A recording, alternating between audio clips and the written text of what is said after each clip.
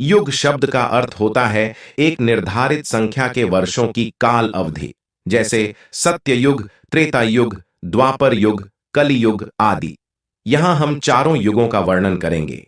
युग वर्णन से तात्पर्य है कि उस युग में किस प्रकार से व्यक्ति का जीवन, आयु, ऊंचाई एवं उनमें होने वाले अवतारों के बारे में विस्तार से परिचय देना। दोस्तों, चैनल पे पहली बार आ रहे हैं तो चैनल को सब्सक्राइब करें और बेल नोटिफिकेशन ऑन करें। ज्यादा विलंब न करके आरंभ करते हैं।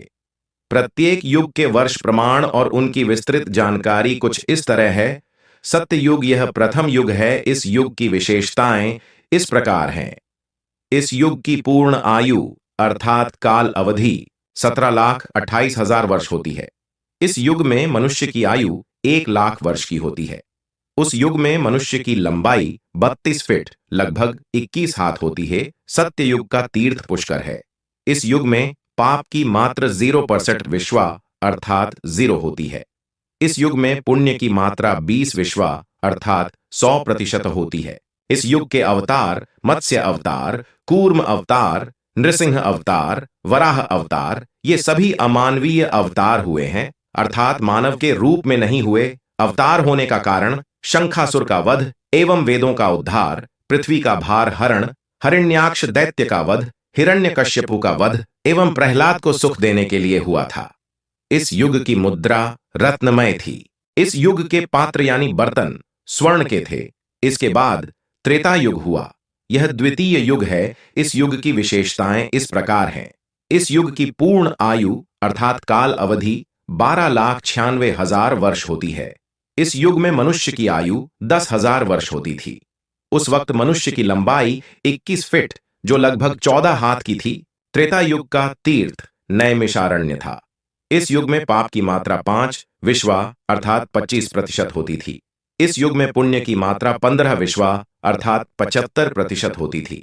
इस युग के अवतार थे वामन अवतार, परशुराम अवतार, श्री राम अवतार। ये सभी अवतार होने के कारण बलि का उद्धार कर पाताल भेजना, मदांध क्षत्रियों का संहार, रावण वध एवं देवों को बंधन मुक्त करने के लिए हुए थे।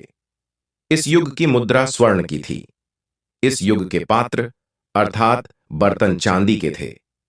इस युग के बाद द्वापर युग हुआ। यह तृतीय युग है।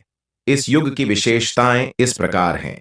इस युग की पूर्ण आयु अर्थात काल अवधि 8,64,000 वर्ष की थी।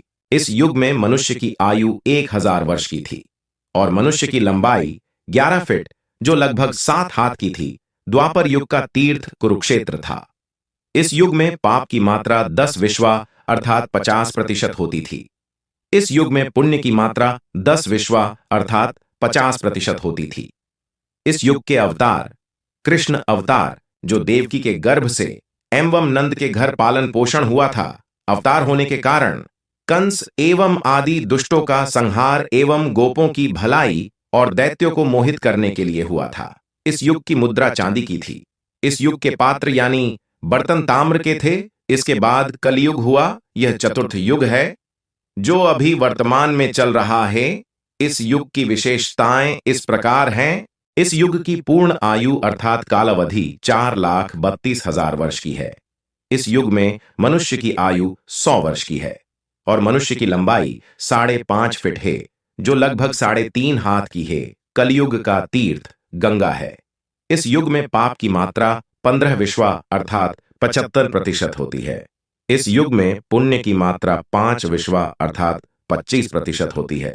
इस युग के अवतार होंगे कल की अवतार जो ब्राह्मण विष्णु यश के घर होगा। अवतार होने के कारण मनुष्य जाति के उद्धार, अधर्मियों का विनाश एवं धर्म की रक्षा के लिए होगा। इस युग की मुद्रा यानी पैसा लोहा है। इस युग के पात्र मिट्टी के हैं।